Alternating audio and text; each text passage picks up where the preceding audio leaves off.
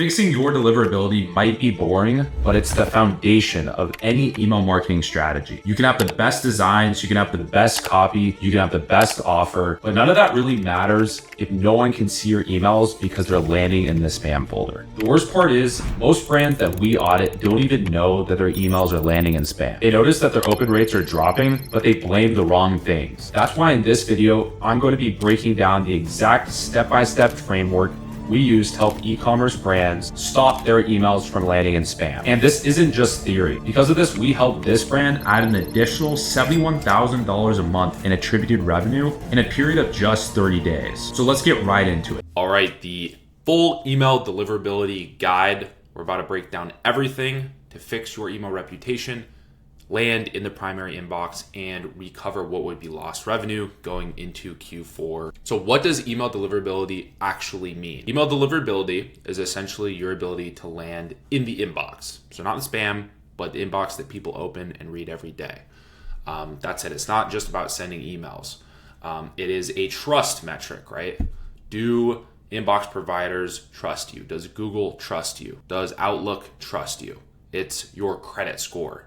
That's a good analogy that I like to use because the better behavior you have as a sending domain, the higher trust or perceived trust the inbox providers have. They trust you more, so they'll put you in the inbox. They don't think you are doing anything sketchy, right? Bad behavior obviously equals low trust, and you'll be in the spam folder. So think Gmail, Outlook, and Yahoo. They're looking at everything you do, and there's a few things on the list. They go down and make sure that you are following the rules. So are you authenticated? Are people opening your emails? Are they clicking or ignoring them?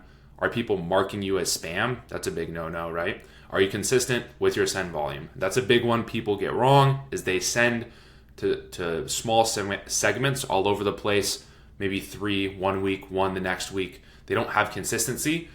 Inbox providers, just think about it. They want to see consistency. It builds trust. They can expect things from you compared to if you send 15 in 1 month and then one send the next month. That's not consistent. That's less likely they're able to trust you. There's no pattern to go off of. So if your engagement is low or your technical setup is incomplete, your inbox credit score, right? Gmail lowers your credit score. And once that reputation tanks, I can move myself out the way, it takes time to rebuild, right? Just like breaking trust with a person. It doesn't just come back the next day, right? They don't just trust you again.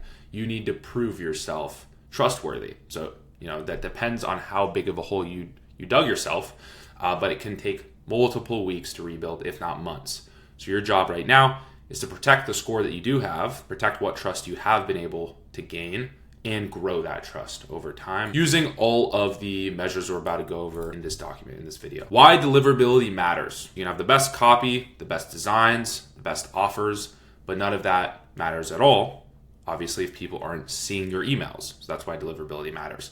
So it's not something that's optional. You can spend all this time on the best strategy for Q4, but it's not optional for email marketing because these rules, it's like taxes, right? There's a tax code.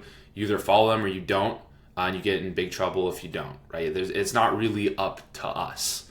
It's not up to your marketing team. You have to be in the main inbox. Deliverability is priority.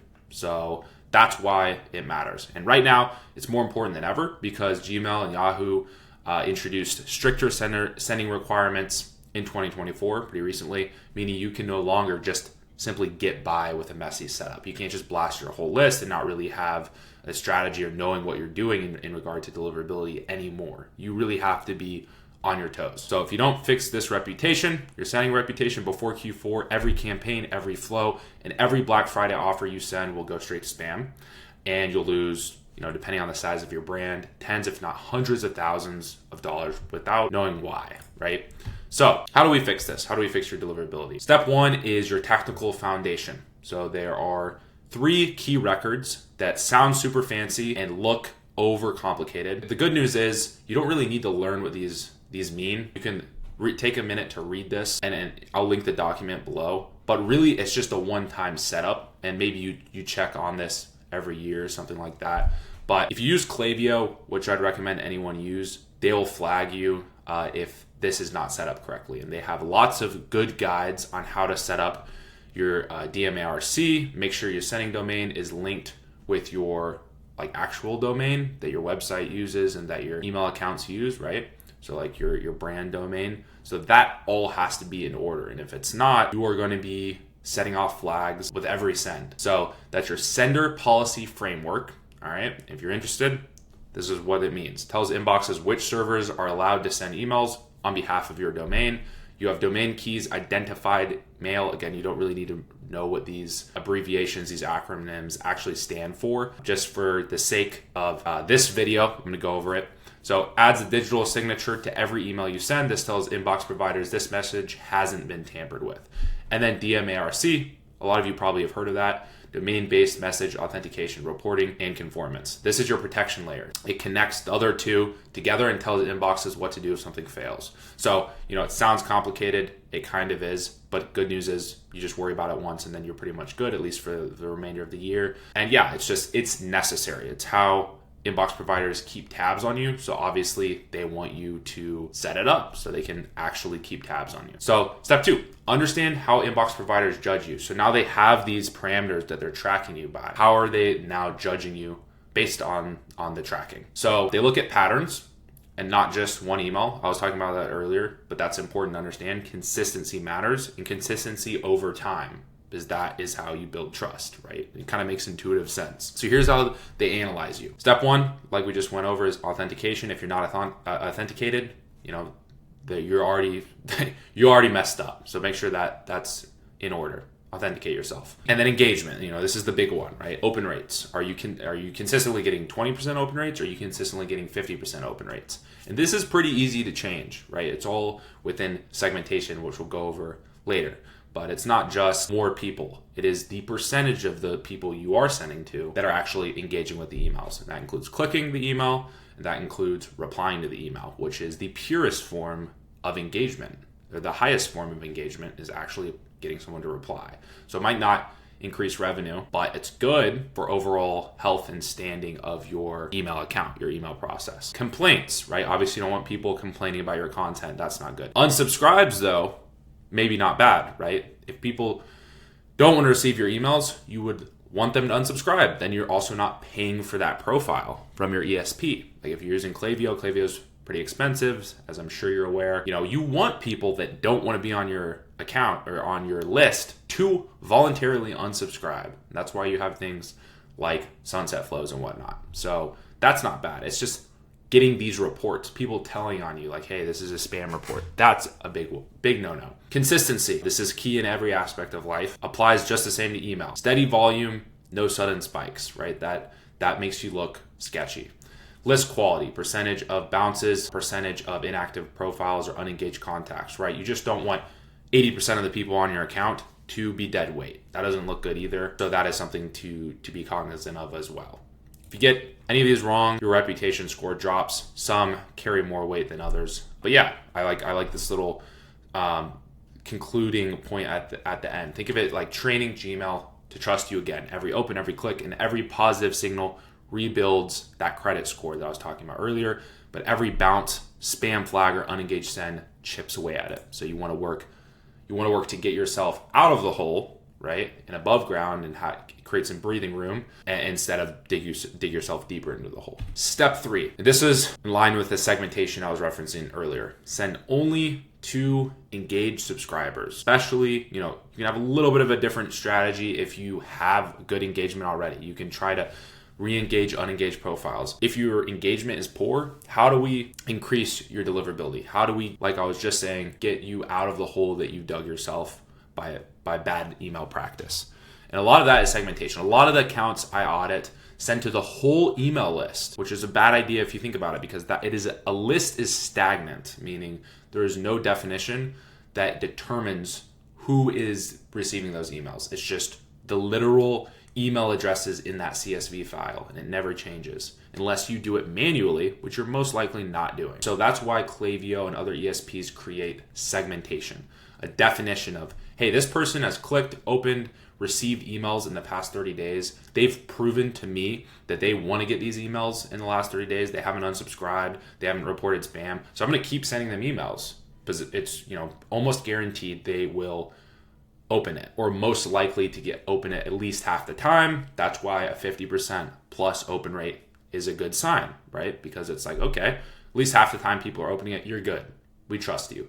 So that's how we build this credit. So these engaged profiles and exclusion profiles are your credit builders. The main one is engaged 30. You can replace that with 60, replace that with 90, right? It's just these people have proven engagement in the last month, 2 months, 3 months. You can expand out to 4 months, 5 months. As long as you're getting 50% open rate right here, you can slowly expand out. But if you expand it and then you drop below 40%, that tells you that's your signal. Okay, you need to bring it back down. Maybe you get 55% open rates at a 30-day engaged segment, people that have opened, clicked, or purchased in the last 30 days. And then you try to expand it out to 60 days and it drops to 45%. So now maybe you're like, okay, I need to drop it down a bit. 30% got 55% opens. Maybe I open to 45 day, right? Because that's in between 30 and 60. Now you send it and you get 50% opens and you keep going until that open rate rises. So that's how you build credit. Yes, you do want to send more emails to more people, but you only want to do it while the percentage of opens, the open rate, permits you to do so. And that means you're getting at least 50% open rates. So that is how I'd recommend sending. So if you are consistently getting 35% open rates right now, send you a 30-day engage, start there. If that doesn't give you a good open rate, you might need to drop it down to 14-day or 7-day, right? Or VIP customers, people that have ordered 5 times over all time. Just give your best bet as to who's most likely to open and engage with these emails. Start there and slowly build out from that point. Okay, you also have the exclusion segment over here. Again, you can replace this with a 60-day. You can replace this with a 160-day. It might depend on your situation. It's also not a bad idea to exclude people or remove them from your list. So people that definitely shouldn't be getting your emails, you should suppress them so you're not paying for them. So these are people that have proven that they don't want to get your emails. They haven't opened, they haven't clicked, haven't purchased, they haven't engaged with the brand, they haven't engaged with email. You could add definitely if they've reported spam, definitely if they've bounced. Get those people out, right? The only ones that are kind of in limbo that maybe you have potential to re-engage with eventually down the line are people that have received emails at some point over time. Maybe they've received 4 or 5, right? They just haven't opened any in the past, 60, 90 days, but they haven't reported you as spam either. They haven't, maybe they're just busy. They haven't opened emails. So you can leave those people. But anyone that has reported you as spam, has bounced, hasn't opened an email or clicked an email in over 90 days, the likelihood of you winning them back on your list is real low. So you might as well just get rid of those people. All right, last I did want to touch on this engaged 90-day at risk, send less often. That only applies, right? If you have an engaged 90-day segment and it's getting above 50% open rates, you're good. Those people aren't at risk. This is more so starting out, right? You have deliverability issues. You probably don't have a 90-day engaged segment that you can send to that will get 50% opens. But hey, maybe you do, right? Test it out, right? It's just the more expanded out the sending segment is, the less likely the open rate will be above 50%, especially if you've been having deliverability issues, because it's just more people, right? The tighter you make things with your sending segment, the more likely people will open the email, because it's a period of time in which they've engaged with your brand, right? If people have been engaging with your brand in the past 3 weeks, it's pretty likely they'll engage with your brand next week. But if it was 3 months ago, 4 months ago, it's a little bit less likely. So that is the name of the game with engaged subscribers, right? It has a lot to do with relevancy and how recent they have opened and engaged. All right. So we are now on to step 4. I'm going to move myself down here again. Clean your list. All right. And we were talking about that in the last step, but cleaning your list is extremely important. You cannot fix deliverability without a clean list. Okay. Sending bad emails is like swiping your credit card with no money in the bank. Every failed transaction hurts your score. Here's what you need to remove, right? So you don't want these people on your list for multiple reasons. A, you're paying for them. B, they're hurting your deliverability. C, and that ultimately all of this indirectly affects revenue. So that's why we're doing all of this, so you can make more money. But first you have to clean your list, right? So anyone who's had hard bounces, those are real bad. Hard bounces, completely dead profiles, remove them immediately. Soft bounces, if they bounce more than 3 times and it's a soft bounce, suppress them. Spam complaints, obviously. Unengaged profiles, definitely 180 days or greater. You can immediately remove them. and then play around with 90 days to 180 days. Some of those profiles might be salvageable. Kind of depends on your list, right? If your list has been dead for 2 years, you haven't sent to them, the likelihood of you getting those people back is pretty low, right? But if that's not the case, you're just going to have to use some common sense and intuition. It is ultimately up to you, right? What makes most sense. And then last, we have role-based emails. So info at, support at, admin at, right? These are not customers. These are probably marketing professionals or people that are in, this is D2C e-commerce email marketing. So people that have business emails, you probably can remove them. They're probably not using their business email to shop, or they probably shouldn't be, right? So I would just go ahead and remove those.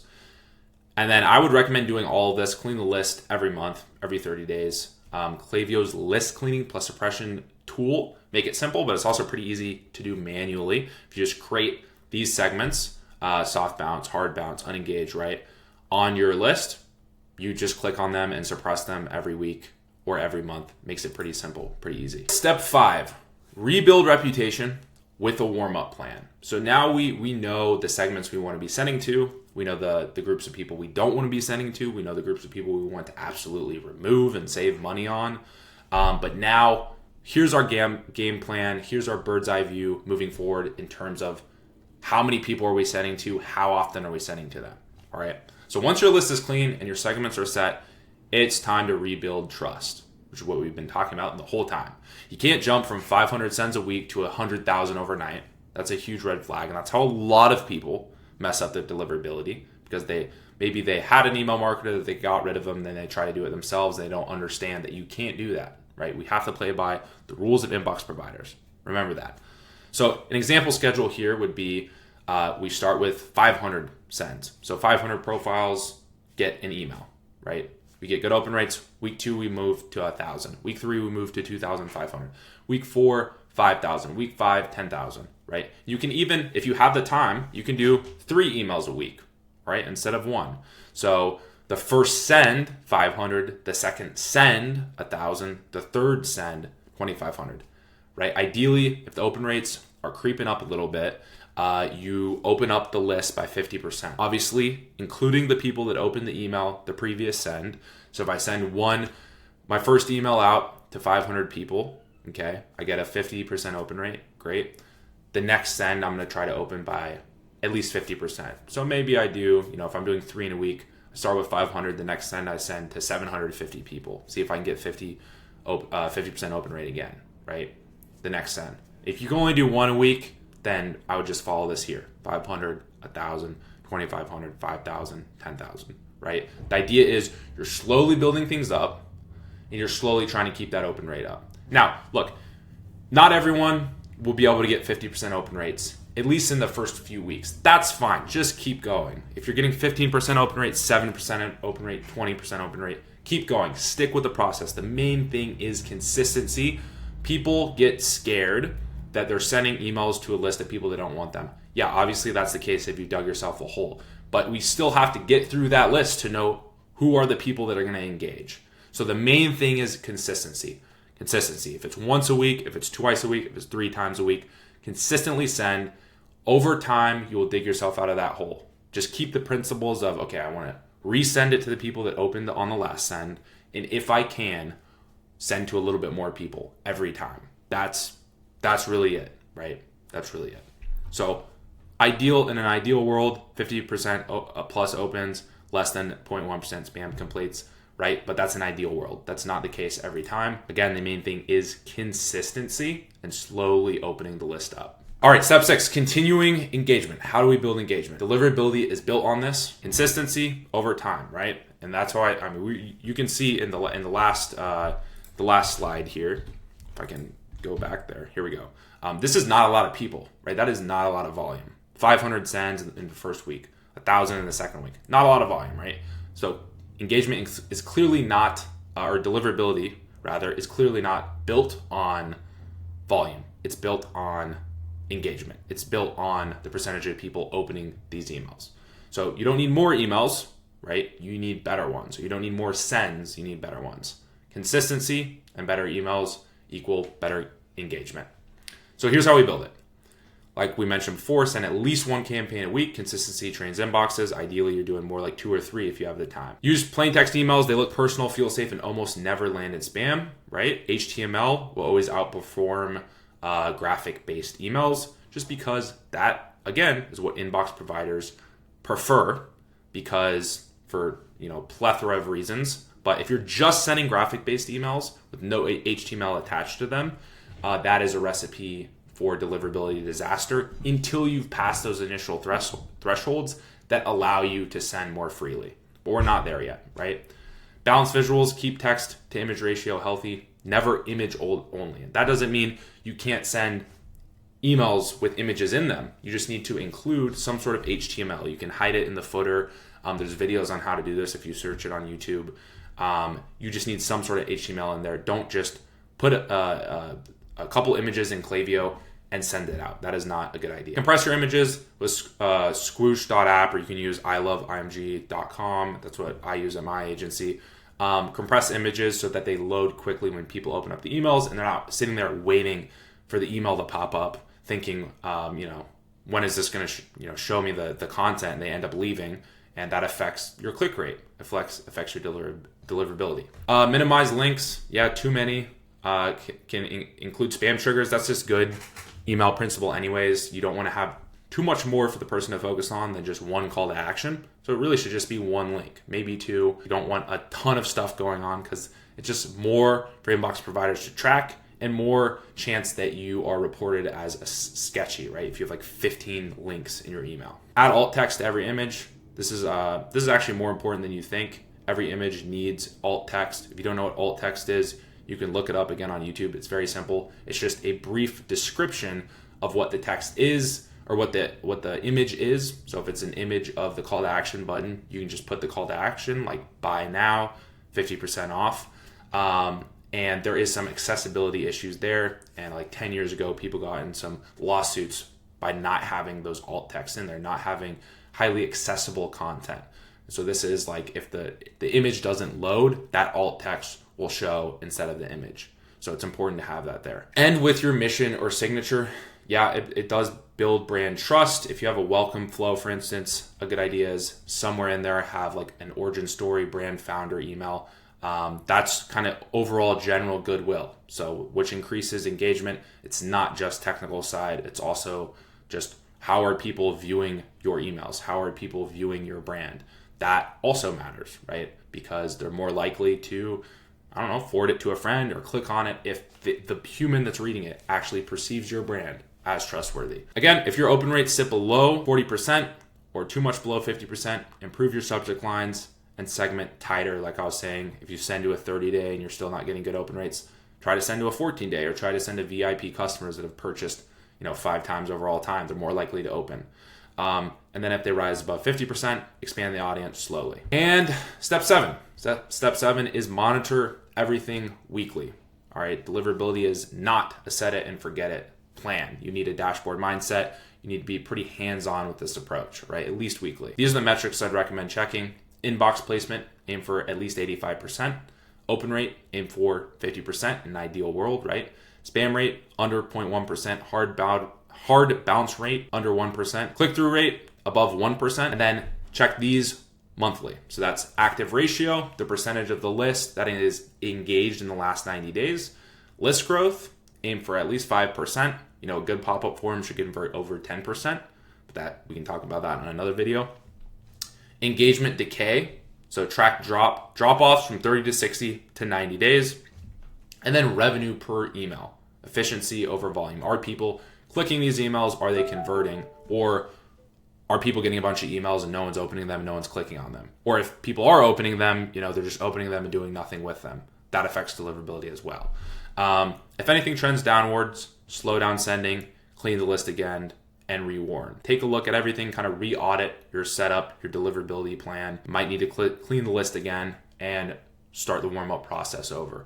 But ideally, if you're following these steps, that shouldn't happen. So that was all for this video. I hope you got some value from it. And if you own a D2C e-commerce brand and want us to handle the full email marketing process completely done for you, so you don't spend a single minute working or thinking about it, check the first link in the description. I'd be happy to chat. And check this video out next, where I explain how to set up all the essential email flows for e-commerce brands. And that's going to give you everything that you need to know. Thanks for watching this video, and don't forget to subscribe for more free value. And I'll see you in the next one.